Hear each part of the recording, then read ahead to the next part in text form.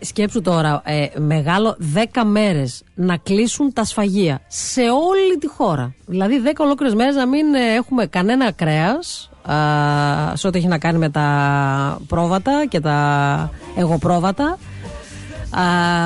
Να θυμίσουμε, γιατί μας γράφετε εδώ πέρα λίγο κάποιες ερωτήσεις κάνετε, θα ξανακαλέσουμε την κυρία Σιδηροπούλου, ότι στις κτηνοτροφικές μονάδες στη Μαγνησία και στην Κορινθία, εκεί που εντοπίστηκαν τα νέα κρούσματα αυτής της ευλογιάς, είχαμε από ένα κρούσμα σε κάθε περιοχή, έχουν ενεργοποιηθεί όλα τα πρωτόκολλα που προβλέπουν οι κανονισμοί της Ευρωπαϊκής Ένωσης. Ήδη έχουμε λοιπόν κλιμάκια κτηνιάτρων που κάνουν ελέγχους στη ζώνη προστασίας των 3 χιλιόμετρων και στη ζώνη επιτήρησης των 10 χιλιόμετρων. Έχουμε και στις 2 περιφερειακές ενότητες, ενημερώθηκαν όλοι οι κτηνοτρόφοι και βέβαια σε όλη την Ελλάδα, έτσι, για όλο αυτό που συμβαίνει, για τα μέτρα που έχουν ληφθεί, και εμπλέκονται βέβαια τώρα και οι τυροκόμοι, οι ιδιοκτήτες σφαγείων φυσικά, όπως σας είπαμε, και οι προμηθευτές ζωοτροφών. Ολόκληρη αλυσίδα. Ακριβώς. Άκουσα χθες, γιατί αναρωτιόντουσαν κάποιοι πώς ξεκίνησε, λέει, η ευλογιά. Ας πούμε, πες ότι το πρώτο κρούσμα ήταν στην Κορινθία. Ωραία.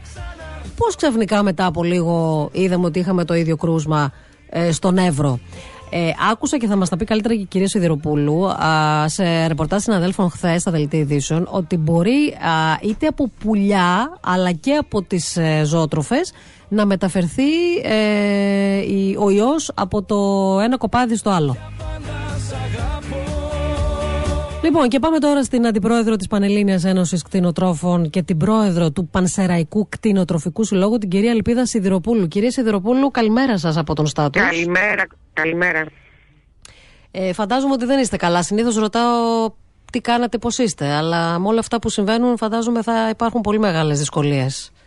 Υπάρχουν δυσκολίες και υπάρχει και μεγάλη ανησυχία, δεν σας κρύβω, πανελλαδικά, διότι δεν μας έφταναν οι θεομηνίες, δεν μας έφτανε η πανόλη και αν θέλετε ο περιορισμός των ζώων που μεταφέραμε για σφαγή κτλ. Μας ήρθε και η ευλογιά, μια ζωονόσος η οποία δυστυχώς εξαπλώνεται πάρα πολύ εύκολα και παραμένει για αρκετούς μήνες στη ζωή σαν ιός, που δημιουργεί πραγματικά τεράστια προβλήματα αυτή τη στιγμή. Κυρία Σιδηροπούλου, πείτε μας λίγο, έχουμε τώρα απαγόρευση 10ημερη στα σφαγεία, κλείσιμο των σφαγείων σε όλη την Ελλάδα. Και νομίζω ότι υπάρχει και απαγορεύεται και η έξοδος των ποιμνίων από τους στάβλους, δηλαδή πρέπει να είναι κλεισμένα μες στους στάβλους. Δώστε μας λίγο ακριβώς τις κατευθυντήριες γραμμές που σας έδωσαν οι υπεύθυνοι, το κράτος. Λοιπόν, να πούμε καταρχήν ότι για 10 ημέρες τα σφαγεία σε όλη τη χώρα θα είναι κλειστά για τα μικρά ζώα, για τα εγωπρόβατα. Όχι για τα βοηδή, όχι για τα χοιρινά. Όμως, παρόλα αυτά, θα πούμε και γιατί υπάρχουν και παράπλευρες απώλειες. Σε πολλές περιπτώσεις, κάποιοι κτηνοτρόφοι μπορεί στην εκτροφή τους να διατηρούν πρόβατα, κατσίκια ή και αγελάδες στον ίδιο χώρο. Όταν λοιπόν έχουμε μια τέτοια μεικτή εκτροφή, τότε και τα βοηδή δεν μπορεί να οδηγηθούν στη σφαγή. Αυτό έτσι μπορεί δηλαδή να κολλήσουν και αυτά. Γιατί δεν κολλάνε για να μην μεταφέρουν τον ενδεχόμενο ιό που μπορεί να υπάρχει στα μικρά ζώα. Απογορεύεται και η δική τους μετακίνηση. Μάλιστα. Στην περίπτωση αυτή λοιπόν πρέπει να είναι ξεχωριστές οι εκτροφές δηλαδή. Όχι, μπορεί να είναι μεικτή εκτροφή, αλλά αυτόματα μπαίνει στον περιορισμό και ο κωδικός με τα βοηδή. Μάλιστα. Τι επιπτώσεις θα έχουμε, έχετε υπολογίσει τι επιπτώσεις θα έχουμε από αυτή τη 10ημερη, σε πρώτη φάση τουλάχιστον, το 10ημερο σφράγισμα των σφαγείων?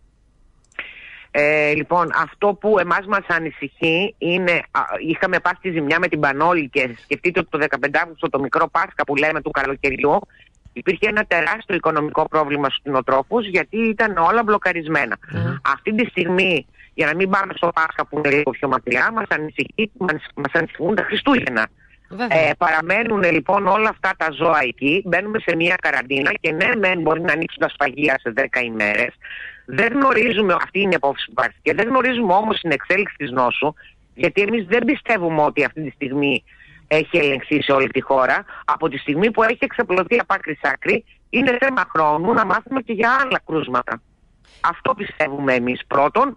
Και δεύτερον, να πούμε τη δυσχερή κατάσταση στην οποία έχουμε περιέλθει οικονομικά, γιατί μας ζητούν τα ζώα αυτά να μείνουν έγκλειστα να μην βγουν στη βοσκή, που σημαίνει ότι αυξάνεται το κόστος παραγωγής για εμάς, να μην πουλήσουμε αρνάκια και κατσικάκια, που σημαίνει πάλι μείωση εσόδου, και αυτά τα ζώα μεγαλώνουν, άρα χάνουν και τιμή στην ουσία όταν θα πάνε στο σφαγείο πολύ αργότερα.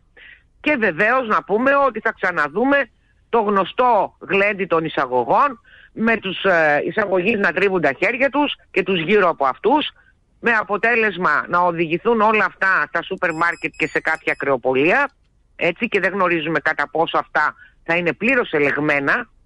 Δεν μπορούμε να το γνωρίζουμε. Δειγματοληπτικοί έλεγχοι γίνονται, για να είμαστε ξεκάθαροι. Δυστυχώς υπάρχει αυτό το πρόβλημα.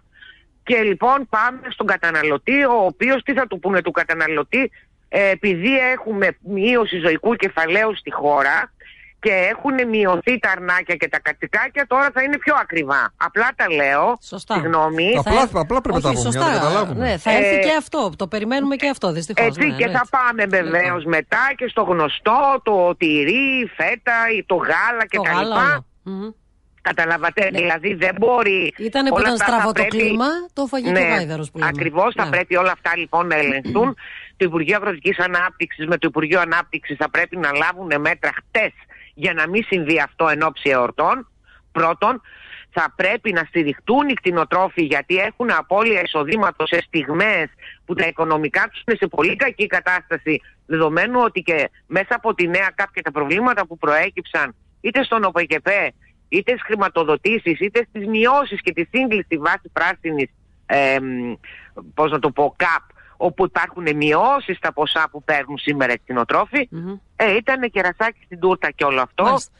Να ρωτήσω κάτι άλλο, κυρία Σιδηροπούλου, γιατί μας ρωτάει και ο κόσμος και αναρωτιόμαστε και όλοι.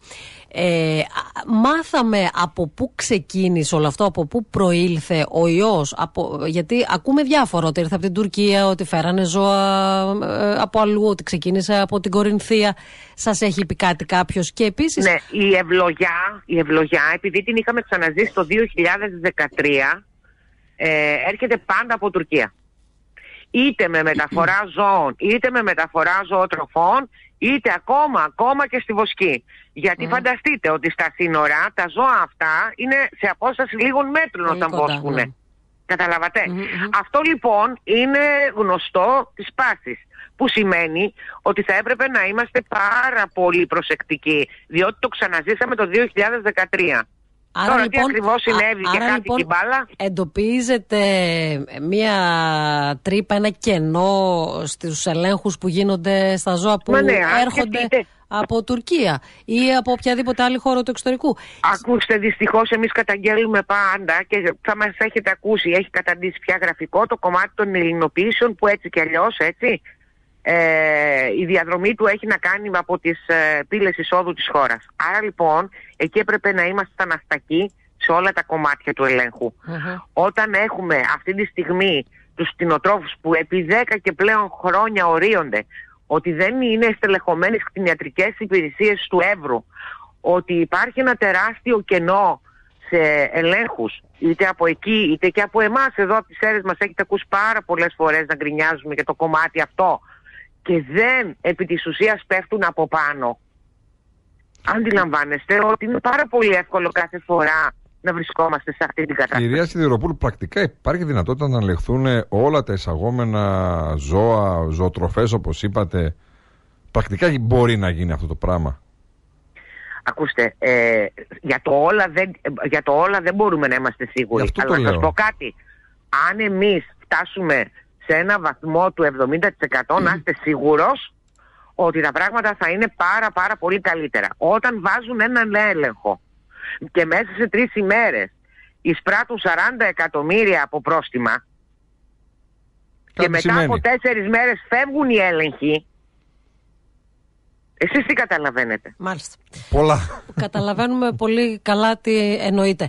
Να ρωτήσω κάτι άλλο, κυρία Σιδηροπούλου. Ο ιός είναι εξαιρετικά ανθεκτικός. Ναι. Από ό,τι διαβάζουμε κι εμείς, γιατί δεν είμαστε ειδικοί. Μπορεί να επιζήσει πάνω από 2 μήνες στο μαλλί και 6 μήνες στις ξηρές εφελκίδες, όπως ακριβώς το διαβάζω εδώ.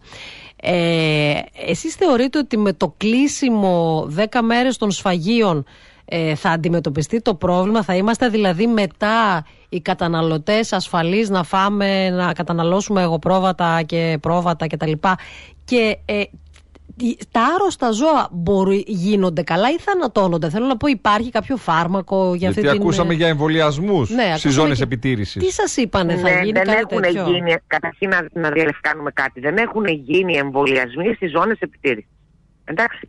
Αυτό που εμείς λέμε είναι να γίνουν εμβολιασμοί, μιας και είναι δίπλα μας η Τουρκία. Και να το πω κι αλλιώς, αυτή τη στιγμή το ίδιο πρόβλημα αντιμετωπίζει και η Ρουμανία και η Γαλλία και η Ισπανία, και έχει αρχίσει η συζήτηση αν τελικά πρέπει να προλαμβάνουμε μέσα από έναν εμβολιασμό ή απλά να θανατώνουμε χιλιάδες ζώα με αποτέλεσμα να έχουμε τεράστιο πρόβλημα. Αυτό ήθελα να πω. Όπως και οι άνθρωποι κάνουμε εμβόλια από μωρά για κάποιες ασθένειες, εν πάση περιπτώσει, δεν υπάρχουν τέτοια εμβόλια της ευλογιάς να κάνουν και τα ζωάκια? Αυτό λέω. Και γιατί δεν τα κάνουμε? Το λέω πολύ απλά, γιατί δεν ξέρω πώς αλλιώς να το ρωτήσω. Αυτό ζητάμε εμείς. Βέβαια ισχυρίζονται ότι υπήρχε μια στρατηγική της εκρίζωσης, δηλαδή ότι στην Ευρώπη δεν πρέπει να υπάρχει νόσος, τέτοιου είδους νόσος, θα πρέπει να γίνει εκρίζωση. Ωραία. Όταν όμως βλέπουμε ότι όλο αυτό μεγαλώνει, είναι πολύ σωστή η εκρίζωση αρχικά.